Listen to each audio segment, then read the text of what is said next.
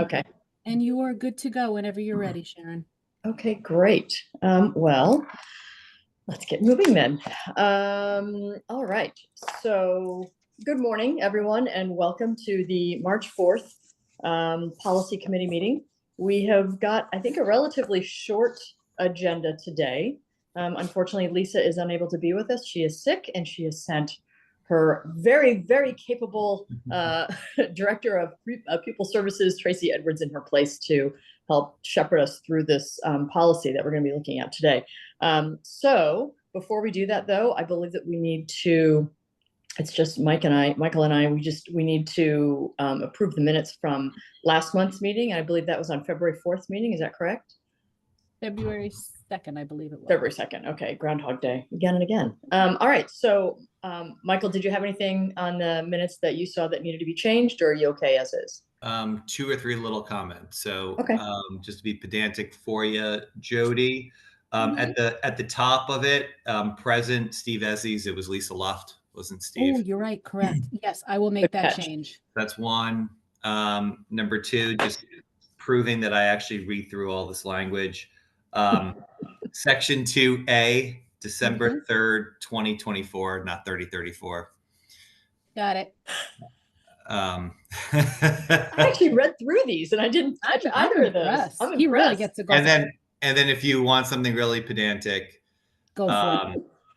Section 3B, teacher responsibilities, the discussion, not he discussion. So there you go. Oh, I saw that.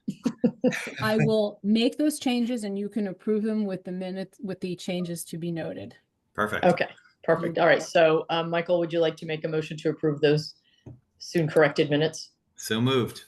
Awesome. And I agree. So there we have it. They've passed. So on to our next agenda item, which I believe is the school climate guidelines and survey. So Tracy, you're up if you're ready. Great. Yes. So you might remember that we had a preliminary conversation about this policy earlier in the school year. So let me kind of reorient us to the conversation and then I can proceed in whatever way is most helpful. We are required to update the school climate policy, and that update needs to occur by July of 2025. It can occur before then, but that's the deadline. The focus of the policy overall is on developing and sustaining a positive school climate within our schools and the district as a whole. As we've talked about, and a positive school climate really is the foundation for teaching and learning in our buildings. We want our students and our staff and all of our stakeholders to feel welcomed and supported and valued within our schools. And this is a policy that really supports that work. Shipman, I just want to be clear why we're talking about a CABE policy instead of a Shipman policy. Shipman has advised that in this particular instance, we adopt the policy that's been developed by CABE, which is the policy that's in the packet that you received in advance of today's meeting. On kind of a high level, many of the components of this policy have consistency with our previous school climate policy. A lot of the definitions are consistent. The fact that we need a school climate committee and a safe school climate plan, like all of those are things that have been in place for a very long time. What is different, I think some of the primary things that are different are the definition of bullying, which has evolved. Again, this is, I think, the third iteration of that definition. There's also information in this policy, and I know we talked in a previous policy committee meeting about the concept of restorative practices. That was not a part of the previous school climate policy. And you also probably noticed that there are recommended forms attached at the back of this policy that are different from the forms that we have used over the last few years.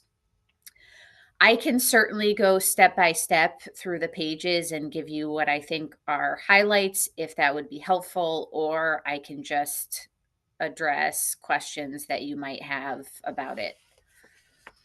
Actually, I think I would appreciate, I went through everything and I looked at, I was part of the most recent revision for the bullying the definition of bullying in the district, as well as the school climate survey that we had done in 2023. So I would appreciate if you would, I don't want to make this meeting any longer than we need to, but if you would go through it, so you can point out the differences, because in reading them, I would appreciate if you could do that.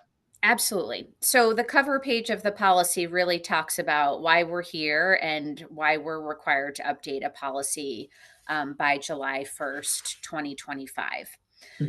When you go into the actual policy, it talks about the fact that developing a positive and safe school climate is really an act of continuous improvement within a district. It's something that evolves and changes over time based on the data. And Sharon, you're exactly right. We'll talk about survey in a minute, because that's outlined a little bit later in the document. There are, consistent with the school climate policy that we had previously, there are a number of definitions outlined at the start of this policy. I do think the definition for school climate is important. It talks about the quality and character of school life, the quality of relationships, the norms, the goals, the values that happen within the community, and also the teaching, learning, and leadership practices that help to support that work. So that's just a key definition that I think everyone should be aware of. They outline the importance of having a positive school climate and how it's the foundation for a variety of things that happen within schools.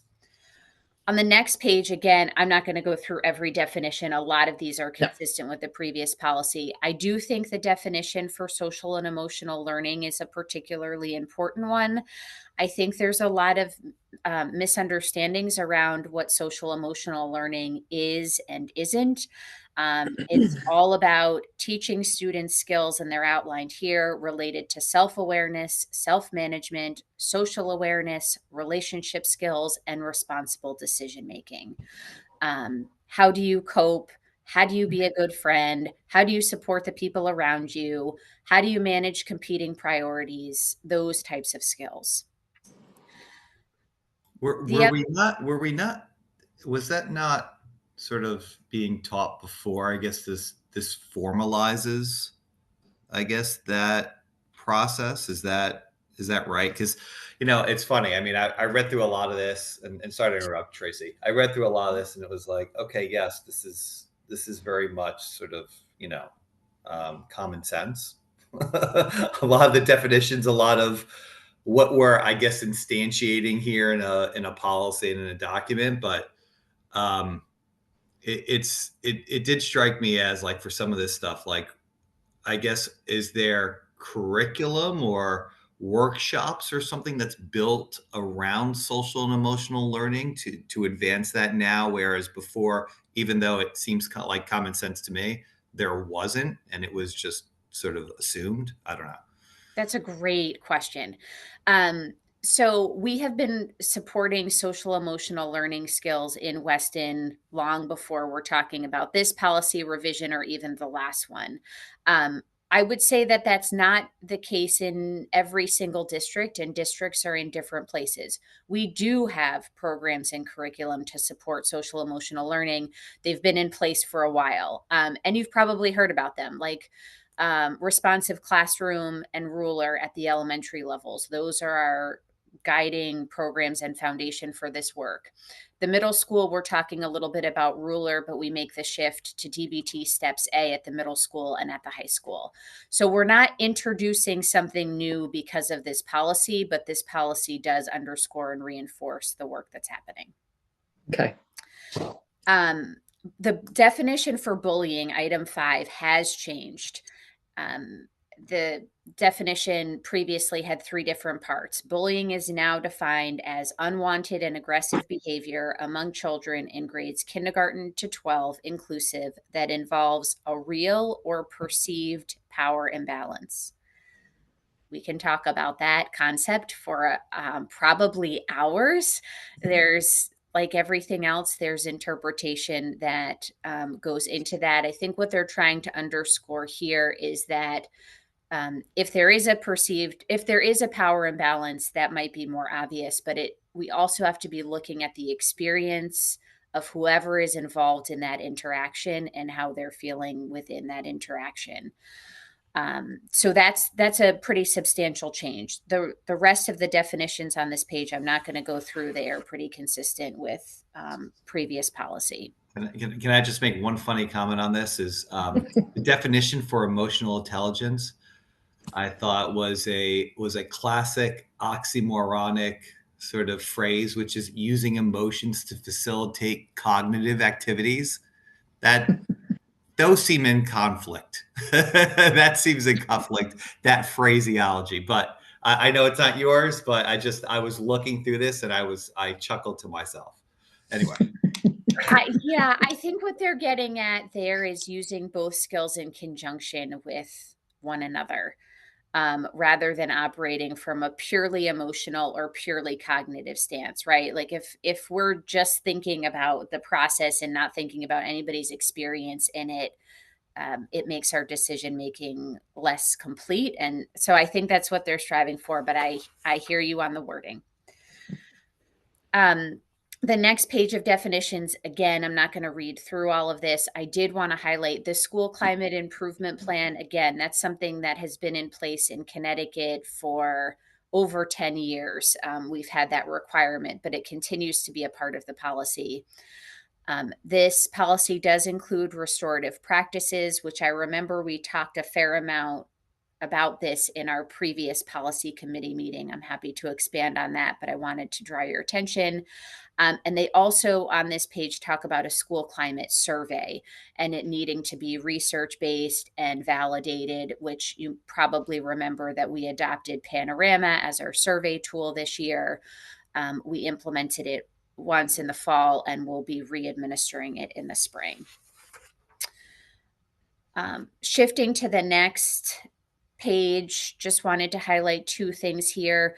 This concept of challenging behavior, that's a new way to frame it in this particular policy. And it's really about any behavior that negatively impacts school climate or interferes with or is at risk of interfering with learning or safety of a student or a school employee.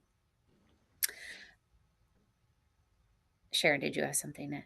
Yeah. Yeah. Hold on. Sorry. Oh, I thought I was muted. Was that not addressed in the previous policy that we had?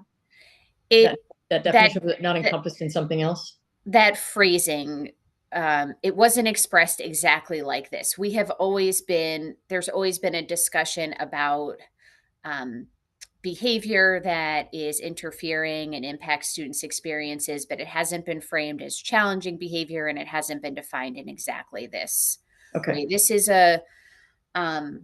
in some ways, I think a more broad kind of definition, but the substance of it, I think what you're probably wondering is, haven't we been addressing this as a school community long before this policy came into play? And the answer to that is yes. Yeah.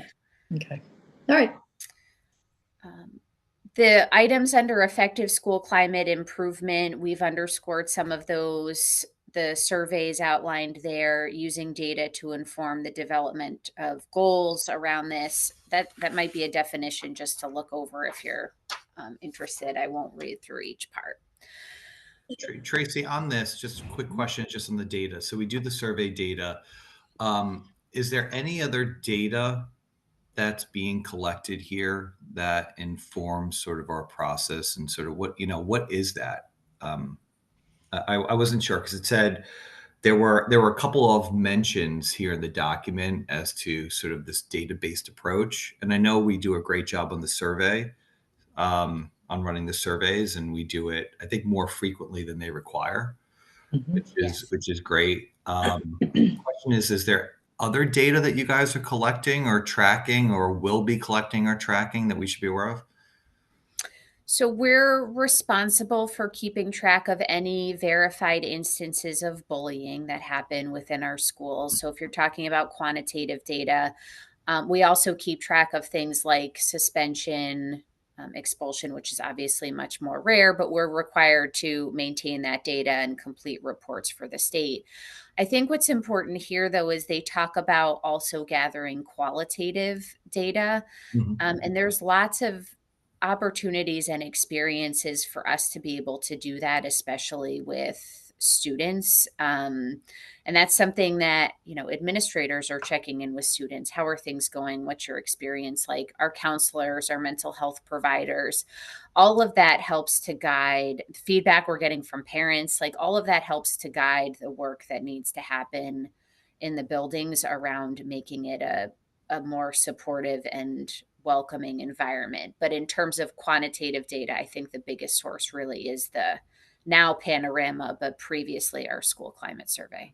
In terms of qualitative data, is there a process sort of around the collection of that data, or is that just basically almost trend analysis whereby, it's not a pull, right? So we don't necessarily have a formalized process and we're pulling qualitative data from, let's say, the community, but it's more of a push. They're coming to us and then we're tracking the data, the qualitative data, and then we're evaluating sort of what's happened over the past year. What have the trends been like over sort of a multi-year period?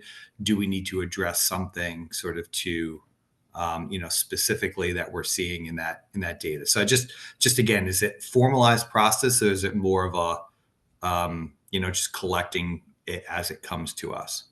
It's more the latter. Okay. A formalized process would be more like if we were organizing focus groups, for example, Right. on this, Okay. which we're not doing right now. Okay. Thanks. And then we kind of get into the meat of the actual policy, which we get through the pages of various definitions. The beginning of the policy outlines the school climate coordinator roles and responsibilities. If you're curious, that person is me. So I'm kind of overseeing this work at the district level. And I don't think I need to outline each of those responsibilities, although I can certainly address questions there. Yeah. There's also a building leader, the building principal, who is responsible for overseeing this work at the building level. And you can see that they have a set of responsibilities that are outlined within the policy that extend onto the next page. Each building also has a safe school climate committee. And you can see that there are very specific stakeholders who need to be involved in that committee. This is pretty consistent with what has been the requirement for the last several years, but it's outlined again in this policy, along with the responsibilities of the school climate committee.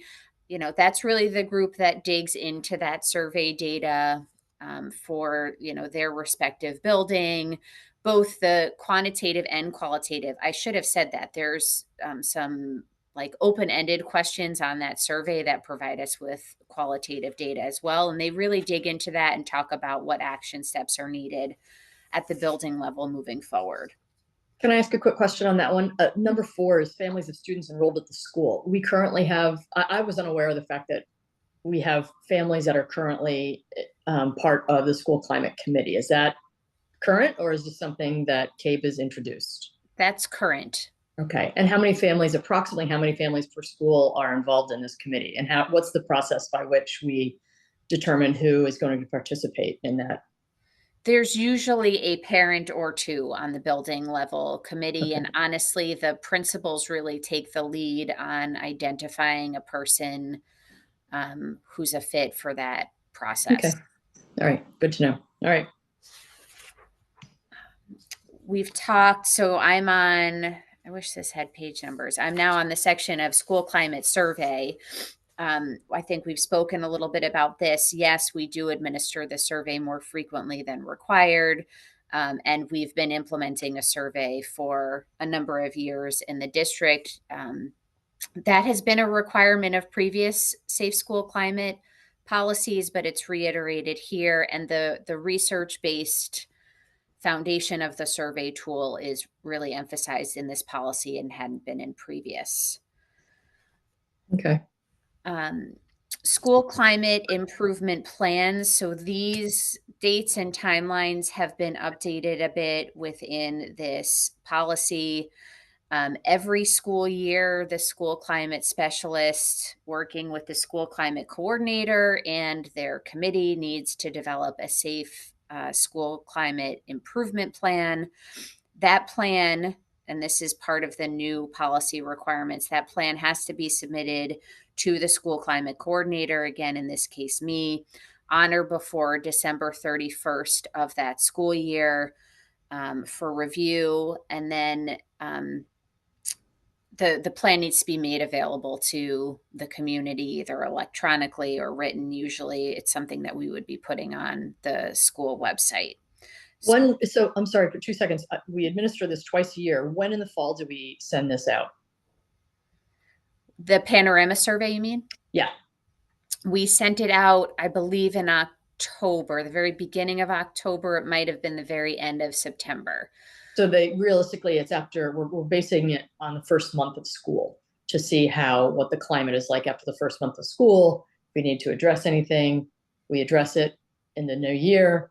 And then we send out another climate survey when? In May. In May. Okay. Do we think that sending it out that early in the school year gives us, I'm sure that there's time necessary to gather the information, give parents time to respond, students time to respond.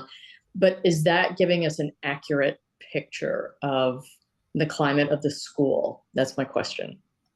We had a lot of discussion about this as an administrative team during the summer retreat when we were thinking about the timing of this.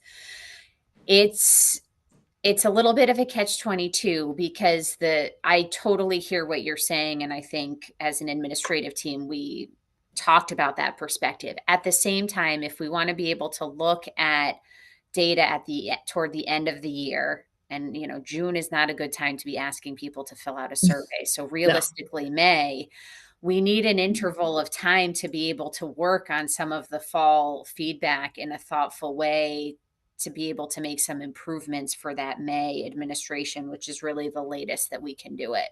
So we went back and forth. I think the sentiment was that there were enough introductory activities at that point in the school year that we could get an accurate sense of how people were feeling.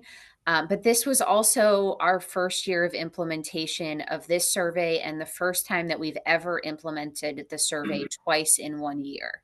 So it's possible we're going to look at our October and May data and say, wait a minute, we should be looking at this differently going into next school year. Okay. So, but if we move forward with this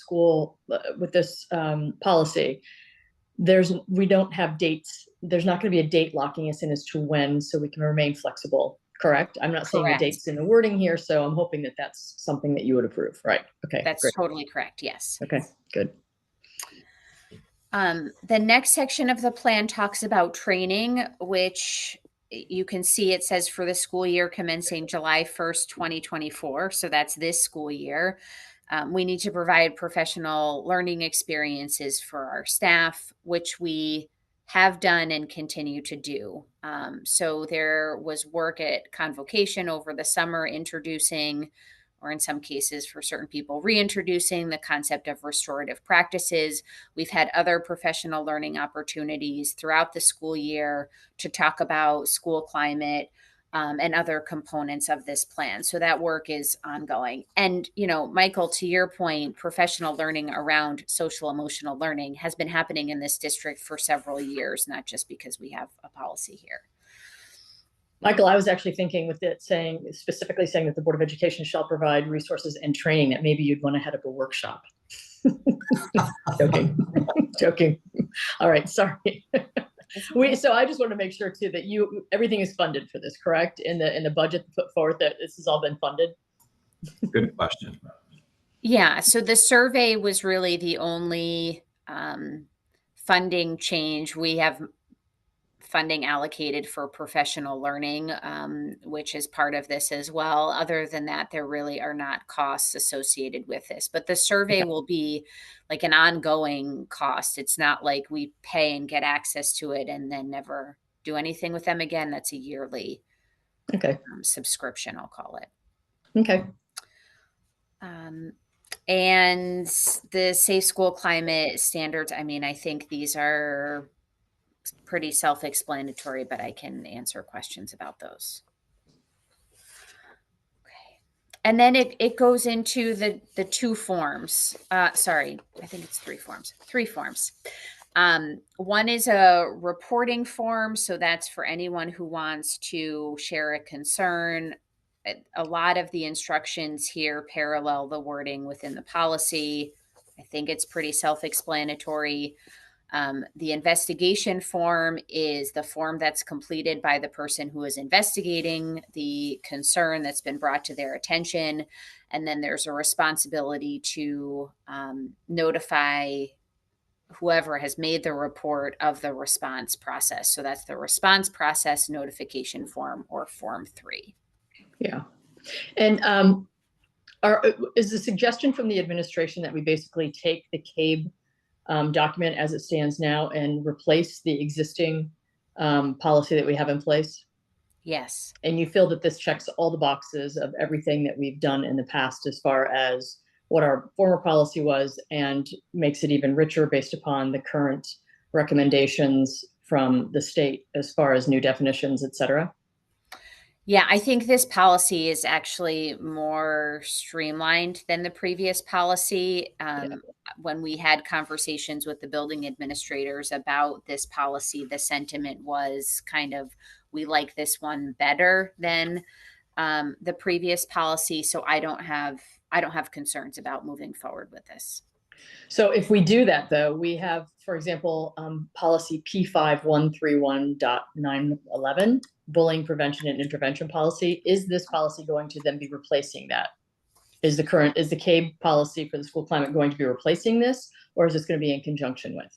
Tell me the number one more time. It's if you scroll down, so page 18. So if we get to page 19 here, it's the bullying prevention and intervention policy, the policy that we have on the books now that we did in 2023. Is this going to be replacing this policy, or is this policy going to live side by side with the school? Sorry, it does replace it. So like you can see on page 1, this has the old definition of bullying, for example. We want to be using the new definition of bullying and the related forms. Anything else that kind of carries over, like various definitions of cyberbullying, or that's captured in the new version of the policy. Okay. All right. Yeah, this is a pretty robust policy. I remember going through this. So, and to be, it's yeah. Okay. So we're essentially, so Tracy, we're essentially, I mean, by and large, I mean, we're order takers here. We're adopting sort of the rough framework of the CABE policy. We're adding in sort of our own flavor in terms of, let's say, some of these forms in the back, right? I think those are a little different, or no, we adopting those forms as well, like exactly as is. Okay. Those are the recommended CABE forms. Okay. And I think they're pretty streamlined and user-friendly for a process that can be, there can be a lot of gray area in this process. And I think this makes it as concrete as it possibly can for the people who are expressing concern or investigating the concern. Is there any wrinkle to the language that we are inserting, deleting, or changing versus CABE that you think is more applicable? Or I guess somewhere in there it said something about just being contextually aware of, let's say, the district. Are there any wrinkles or any additional language that we're inserting, or are we just adopting this largely full scale, this CABE framework? We're really adapting it full scale. I think it is broad enough to allow us to do that. When they talk about the contextual pieces, I think that goes to like all the work that we're doing around social emotional learning. We're not going to outline that in a policy, but we want this policy to mirror the work that's happening within those professional learning experiences or experiences for students. Okay. All right. I think the word that I actually like the most about this is streamlining the process, because these are really onerous policies that we took a lot of time to go through, and we made sure that we were crossing every T and dotting every I to make sure that there were we weren't missing anything, but at the same time, it can become very onerous. So I'm in favor of streamlining. If you think that it takes care of everything that we need to take care of, and according to your answer to Michael just now, it sounds like you do. I am in favor of doing just that. Michael, how do you feel about that? Yeah, well, yes. Look, if Tracy feels like this covers everything in terms of what we're required to address, as well as it fits with the district, then I see no reason why not to just adopt it and streamline the process. I agree. Great. So then, Jody, what's our next step? Do we vote as to whether or not to move this forward to the next meeting and share it with the board so they can do a first doesn't read? require a vote. You just say, as the policy committee, you're agreeing to bring this forward to the board at the next meeting.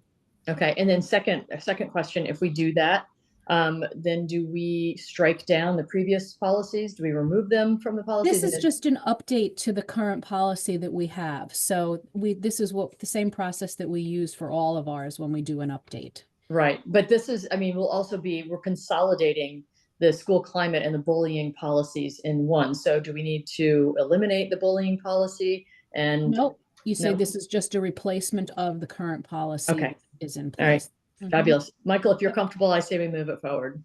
I'm in full agreement. Let's move forward. Got it. All right. Fabulous. Okay, we will do that. Tracy, thank you so much. That was a great explanation and walkthrough of the policies. I appreciate that. Sure. Yeah. Thank you for your questions. Thanks, Tracy. Excellent. All righty. Perfect. I think the next thing on the agenda then is the Jody, your microscribe publishing for the policy on the Yeah. website. At the last meeting, Michael, you had said something about revisiting this and seeing where we go forward with it. So that's why I just put it back on here. I think I had gotten a lot of the questions answered that you had from several of our emails back and forth. I did get them to agree that they would waive the $900 setup fee. So right now we're at the $1,600 a year annually for the site itself. And I think it's really up to you whether or not you would like to bring this forward to the board for a discussion. Obviously, it includes money, so the discussion might be had. Is it worth it to do this? So Sharon, a couple what things. So Jody and I exchanged a bunch of emails on this because I had a bunch of follow-up questions, and Jody was very responsive and comprehensive. So just to reiterate some of that stuff, just for you and for anyone else that's listening, this is not based. So this microscribe basically allows us to organize, enhance the search functionality sort of our policy database, allows us to insert hyperlinks so you can go back to other policies, you can go back to supporting law, which is just very convenient, right? And I know I think you've taken a look at it, at least, Sharon, just superficially. The fee, the $1,600 a year fee, does not include sort of a number of licenses. It's for unlimited users. Okay, so we can grant it to whomever. And correct me if I'm wrong in any of this, Jody. Let's see, the editors, in terms of editing this, it's only sort of at our direction. Yes, it is. Basically, the user is me. Yes. And probably some other admins that are here in the office would be a backup for it. But basically what would happen is a policy like this, once it goes through the first read and the second read, and it's now been approved for update, I would then give them the Word version of that policy, and then they would take it and scan it and make it into an editable format for the new site. And if there are any state statutes that are included in our policies, they would hyperlink those as well and put it online. Which is nice. There's no termination fee, right? Nope. If we decide to discontinue at any time in the future, as Jody mentioned, there isn't I asked if we can get a reduced rate as sort of an early adopter, right? There's no reduced rate per se, but they are willing to waive the $900 sort of one-time development fee, as Jody mentioned. The only other question I had, Jody, and I don't think it's anything that you or I could address necessarily, but maybe Dan, which is just the security and the security features, let's say, Mhm. of the software of the product. Yep. That would be my only other outstanding question. Otherwise, look, it's $1,600. I think it's a pretty seamless. It seems to be seamless, Mhm. easy sort of product to use, and it's interesting. I was thinking about this too, Jody. I wonder if there's an ability for us to put in. I can't imagine there wouldn't be, to put in alerts so that we could say, hey, if there's a policy older than, I don't know, 3 years, 5 years, etc., that it would automatically trigger an alert so that we can actually just revisit the policy. Hmm. Again, that's Probably aside from you might be able to search on where you could search it, right? revision date, adoption dates. Yeah. That's maybe something that we might be able to do on that. Well, not only that, I think if we are it sounds as if this is, and correct me if I'm wrong, we would be somewhat beta users on this. And if so, that type of feedback, I think would be something that Microscribe would find to be valuable to Mhm. add as part of their tool chest. So, maybe we can leverage that a little bit. So you had mentioned, I think that that's a great idea, by the way. And I think that this, look, it is $1,600, which is not a tremendous amount, but right now we are at a very Mhm. tedious time in the budget. Mhm. And my guess is this is probably going to come out of the superintendent's fund Mhm. of sorts. And as we are looking at a change of guard right now, it makes me a little nervous to spend that. The other thing Mhm. is, it is a small amount. I'm not gonna Mhm. really, it's a small amount overall, but one thing that I do want to make sure of is exactly what Michael just brought up, and that is I really need to make sure that we have Dan's seal of approval on this before we move Mhm. forward with it. Yeah. So that is the only thing that really holds me up on this one right now, Mhm. is making sure that the information that we put in here is going to be secure. Not that, I mean, policies are public, right? But at the same Yeah, time, I mean, it's as secure as what we have right now. Okay. It's information that we're putting out there. They're put into PDF formats. Mhm. I would not put it into a Word format that is editable, just like right now. I don't put Right. PDFs on the website. I only put PDFs, not Word Not versions. Word. Correct. So, that's all there is in terms of that piece of it. I mean, anybody can download any one of these documents. I mean, I go to other school Use- websites and I download Yeah. their information for comparison purposes. Sure. Nobody else would really be able to edit any of that other than somebody who has a user access, which would be on our end. Okay, well, absolutely, I agree. If we could, and I hate to do this, can we kick it down just so we can get Sure. loop Dan in and get him Sure, so that we get the absolutely. final gold seal, and then I have no Absolutely. problems moving forward. So that would be Agreed. my, Agreed. I'll Totally bring that agree. information back to you. Absolutely. all right, You got perfect. it. Excellent, all right, thank That's you. it for you. Wonderful. Well, any new business? I think that that's our next thing. Anything else that we have here? That is it so far. Julianne Gavoni was still working on the code of conduct policies from the last meeting. She was not able to bring them forward for this meeting, but hopefully she will have them for the next one. Okay, all right, that I know sounds that they good. do want to keep that moving forward. Yeah, I would definitely like to keep that moving forward as Okay. well. Okay, great. Our next meeting, that was one thing on the agenda here. You had it incorrectly. Oh, it's April 4th. Okay, that's Yeah. March April 4th. I'm like, all right, so our next meeting is scheduled for April 4th. If anyone else has anything else to add, please do. If not, do I have a motion to adjourn? So moved. All right, thank you very much. Tracy, again, thank you for participating and helping us out with this today. And Michael, Jody, I will see you guys tonight at 5:45 in the middle 5:45. school See you library. later. Excellent. Have a Thanks, great everyone. night. Thanks, everyone. everybody. Have a good day. Bye-bye. You too. Bye-bye.